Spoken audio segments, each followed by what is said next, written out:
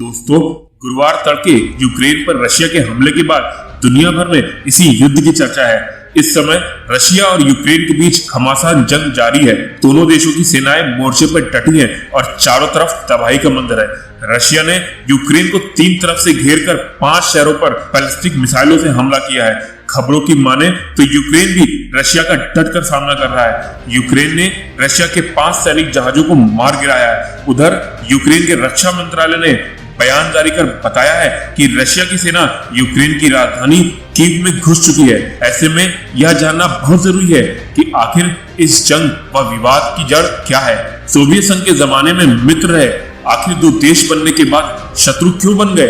दरअसल रशिया और यूक्रेन के बीच इस विनाशकारी युद्ध की जड़ नाटो को माना जा रहा है। 1 दिसंबर 1991 को सोवियत यूनियन से अलग होकर यूक्रेन को एक देश के तौर पर मान्यता दी गई। 2008 में यूक्रेन के नाटो में शामिल होने की बात चली। अमेरिका ने इसका समर्थन किया, लेकिन रशिया के राष्ट्रपति व्लादिमीर पुतिन इसके विरोध में आ गए।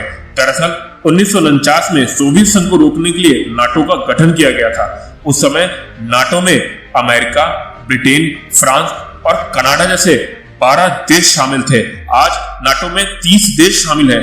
नाटो का मकसद साझा सुरक्षा नीति पर काम करना है। अगर कोई बाहरी देश किसी नाटो देश पर हमला करता है तो उसे बाकी सदस्य देशों पर हुआ हमला माना जाएगा और उसकी रक्षा के लिए सभी देश मदद करेंगे।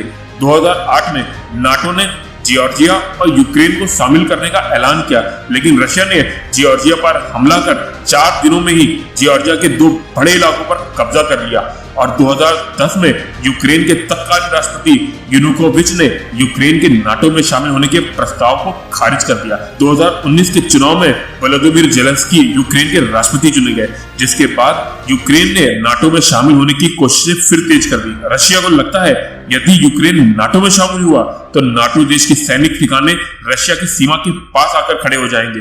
रशिया इसे अपने देश की सुरक्षा के लिए सबसे बड़ा खतरा मानता है। रशिया चाहता है कि नाटो अपना विस्तार ना करे। राष्ट्रपति पुतिन इसी मांग को लेकर यूक्रेन व अन्य पश्चिमी देशों पर दबाव डाल रहे थे। आखिरकार रशिया ने अमेरिका और अन्य देशों की पाबंदियों की परवाह किए बगैर 24 फरवरी 2022 को यूक्रेन पर हमला बोल दिया। इन दोनों देशों के बीच घमासान युद्ध अभी भी जारी है। दोस्तों, यूक्रेन और रशिया के बीच युद्ध को लेकर आप क्या सोचते हैं? हमें कमेंट बॉक्स में जरूर बताएं।